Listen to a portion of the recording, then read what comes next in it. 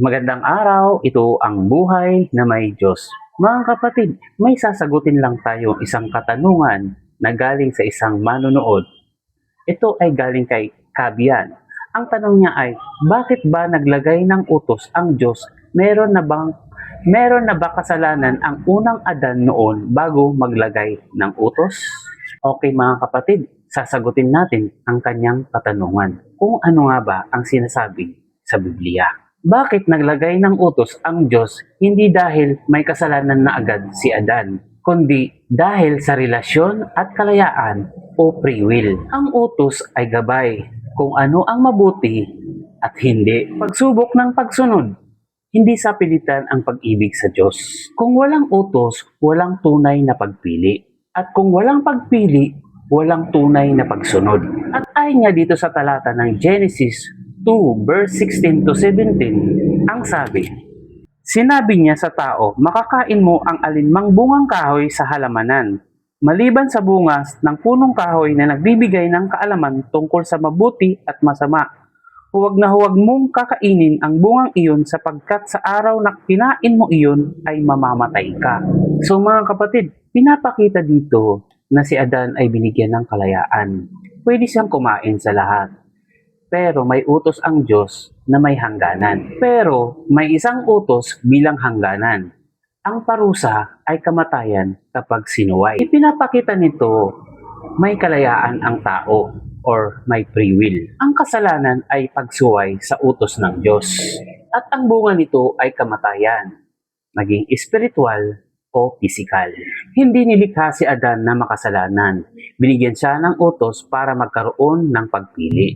At doon nagsimula ang kasalanan, hindi sa paglikha ng Diyos, kundi sa pagsuway ng tao. At kung iniisip natin na may kasalanan na si Adan bago ang utos, wala pa.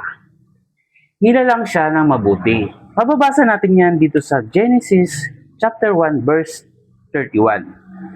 Pinagmasdan ng Diyos ang lahat niyang ginawa at lubos siyang nasiyahan. Lumipas ang gabi at sumapit ang umaga, iyon ang ika-6 na araw. Ang kasalanan ay pumasok pagkatapos niyang labagin ang utos. At mababasa natin ito sa Roma 5 verse 12. Ang sabi, ang kasalanan ay pumasok sa sanlibutan sa pamamagitan ng isang tao at ang kamatayan ay pumasok sa pamamagitan ng kasalanan.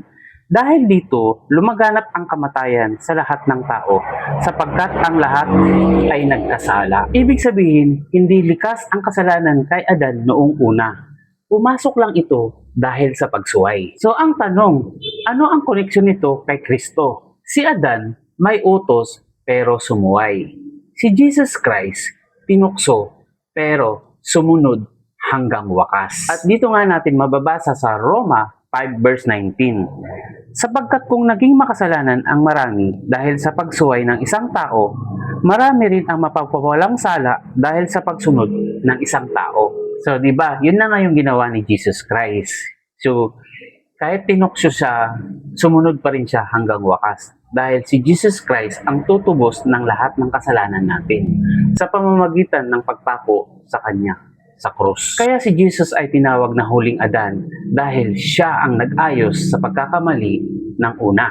At dahil nga ang unang Adan ay may utos pero sumuway. Hindi naglagay ang Diyos ng utos dahil may kasalanan si Adan, kundi para magkaroon siya ng tunay na pagpili. At doon nakita na ang problema ay hindi ang utos, kundi ang pagsuway. Kaya dumating si Kristo hindi lang para turuan tayo, kundi para ipakita ang perpektong pagsunod na hindi nagawa ni Adan. Ang utos ay parang salamin. Hindi ito ang dahilan ng kasalanan. Pero ipinapakita nito kung saan nagkakaroon ng pagkakamali. Mga kapatid, bago pala ako magtapos, gusto ko lang linawin kasi may mga tao kasing nagtatanong tungkol sa bakit tinukso si Jesus noong mga panahong namumuhay pa siya dito sa mundo.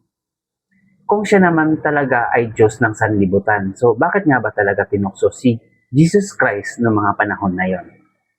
Okay, tara, paliwanag natin. Tinukso si Jesus Christ dahil hindi siya kayang pabagsakin ni Satan, kundi para ipakita na siya ay tunay na tao. Patunayan na siya ay walang kasalanan. Talunin ang tukso kung saan bumagsak si Adan. Maging halimbawa sa atin kung paano magtagumpay. Si Jesus ay Diyos pero naging tao. Ayon yan sa talata ng Juan chapter 1 verse 14.